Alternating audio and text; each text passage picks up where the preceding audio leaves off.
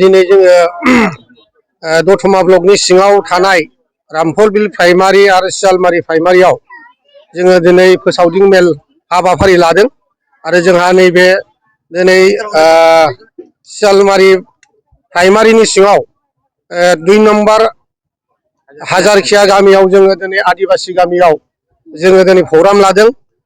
7टा 8टा गामिनि रायजो राजाजों लोगोसे गावबुरा गासिबो आदिबासि बिथांमोनहा जोंखौ दिनै बे माबायाव फोसावदिं मेलाव बाहागो लाफैनानै मोजाङै मोजां प्रग्रामखौ जाफुंसार होदों।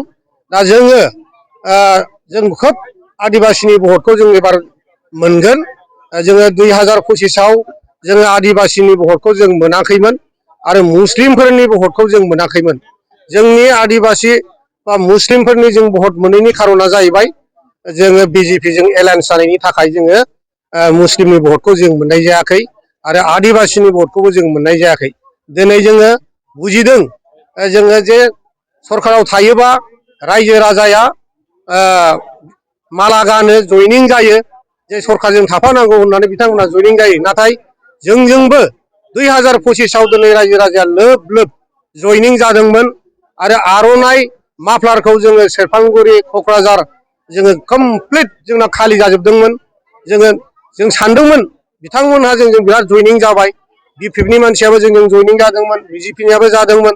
नाथाय जोङो मिन्थिबाय इलेक्सना जइनिंजों थाखा फैसा होनायजों थाखा फैसाजों इलेक्सन देरहाया, जइनिं जानायजों जोङो इलेक्सनखौ देरहानो हाया।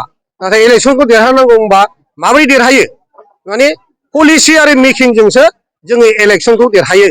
दा बेखायनो जोंनि इउपिपिएल दोलोआ दिनै रावजोंबो एलायन्स जायाखै, हारसिङैनो इलेक्सन गेलेदों। बेखायनो जों दिनै जों आदिबासि बिथांमोनाबो जोंखौ सापर्ट होगोन आरो जोङो मुस्लिमफोरनिफ्रायबो जों भट मोनगोन। गासै हारि माहारियानो दिनै इउपिपिएल दोलोनो भट होनो थाखाय रेडि जादों। जोङो बे बाराव जोङो बिटिसिआव जोङो मथा मथि गासै 10टानिफ्राय 12टा सिटखौ जों देरहासार जागोन। माबोरै देरहागोन होननानै बुङोबा जोंहा माखासे पलिसि मेकिं दं। बे पलिसि मेकिंखौ जोङो दिनै जोङो खालामदों। प्रमद बर' सारा बहुद पलिसि मेकिंजों एबार इलेक्सन गेलेदों। दाखालि जेबादि 2025आव जोङो जेबादि जोङो इलेक्सनाव जोङो देरहासार जानो हायाखै, पलिसि मेकिंआ जोंनाव खम जादोंमोन।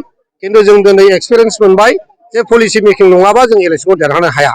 दा बेखायनो जेरखम जों 2025आव जेरखम जों जेनदोंमोन, बिथांमोनहाबो एबाराव फारि फारि जेननानै इउपिपिएलआ आवगायगोन, बिपिएफ हान्जाया फासयनानै थागोन।